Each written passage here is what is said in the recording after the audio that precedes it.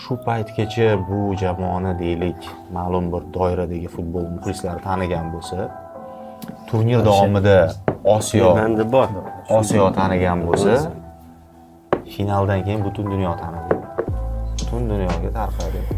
Bunaqasi bo'lmagan. Sun'iy intellektdan ham so'rashibdi. Yo'q. Bunaqa final bo'lganmi desa, yo'q. Bunaqa ikkita o'yinchi kam bo'lib, ikkita gol urib yutib ketgan holatlar bo'lmagan. Buni intellekt перезагрузка qilib yuboringlar mana deb Bo'lmagan nimaga? Bunaqa holat bo'lgan deb turib shu o'yinni chiqaradi. Yo'q. Aynan O'zbekiston bilan bo'lgani ham juda odam xursand qiladi.